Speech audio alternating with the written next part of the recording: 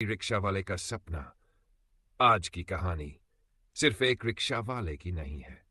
ये कहानी है एक ऐसे पिता की जिसने अपनी उम्मीद अपने बच्चों की आंखों में बसाई, हर पसीने की बूंद में एक सपना छिपा लिया और अपनी हर सांस में अपने परिवार की खुशियों का भविष्य संजोया। तो चलिए सुनते हैं आखिरी रिक्शा वाले का सपना। मीरनगर की सुबह। घड़ी में सुबह के 5 बजे बज रहे हैं। गोलियों में हल्की ठंडक है। धुंध फैली हुई है। चाय की दुकानों के शटर अभी भी बंद है। इन्हीं सुनसान गलियों में से रोज निकलता है एक बूढ़ा आदमी। पुराना सा रिक्शा धीमे धीमे खींचता हुआ, चेहरे पर थकी हुई लेकिन सच्ची मुस्कान। आंखों में नींद तो है लेकिन दिल में एक उम्मीद जल रही है। उसका नाम है अब्दुल मतीन। उम्र लगभग 52 साल। पेशे से रिक्शा वाला। हर दिन सैकड़ों लोग उसकी रिक्शा में बैठते हैं। कोई कुछ कहता नहीं, लेकिन मतीन हर मुसाफिर को एक सपना देकर छोड़ता है।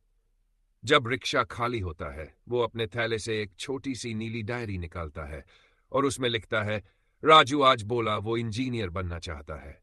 आसमा ने आज बिना मदद के अंग्रेजी की कविता पढ़ ली। आज 70 रुपये बचा लिए, जमा कर लूंगा। ये डायरी ही उसका साथी है। यही उसकी दुनिया, यही उसका सपना। मतीन के छोटे से घर में है उसकी पत्नी फातिमा, बेटा राजू और बेटी आसमा।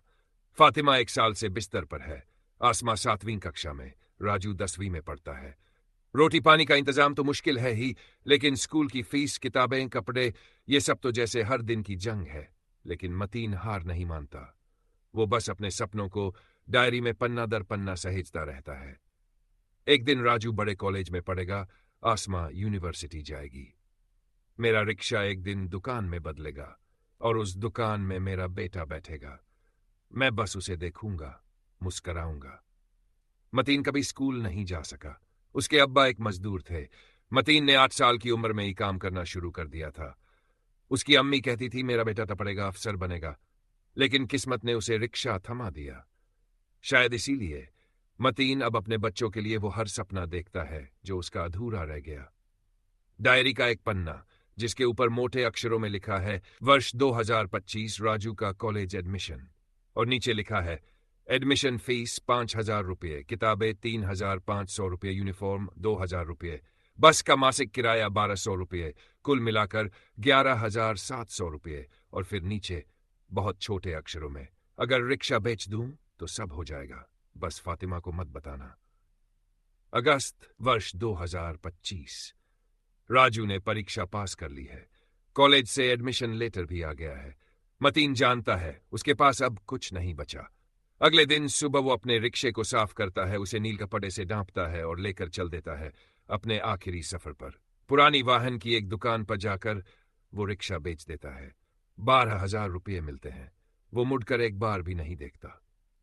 जैसे रिक्शा नहीं, अपनी पूरी जिंदगी बेच आया हो।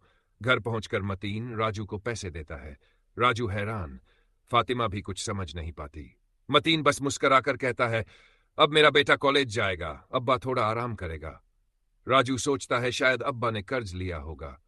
पर 3 दिन बाद जब राजू को डायरी मिलती है, वो पढ़ता है उस पन्ने को जिसमें लिखा था आज रिक्शा बेच दिया, लेकिन राजू का भविष्य खरीद लाया।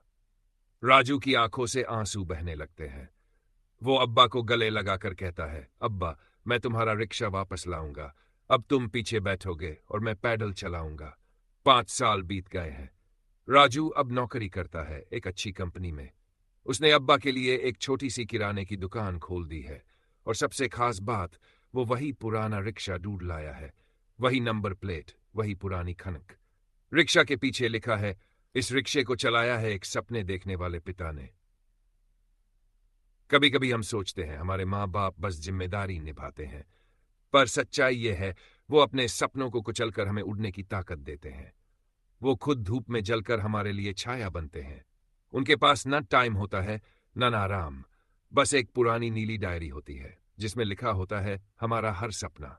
अगर ये कहानी आपके दिल को छू गई हो तो आज ही अपने अब्बा को गले लगाइए। पूछिए, अब्बा आपकी डायरी कहाँ है? अगर इस कहानी ने आपको भावुक किया हो तो वीडियो को लाइक करें, कमेंट में अपने जज्बात जरूर लिखें और चैनल को सब्सक्राइब करना न भूलें। हम फिर आएंगे एक नई कहानी लेकर आपके दिल को छू जाने के लिए।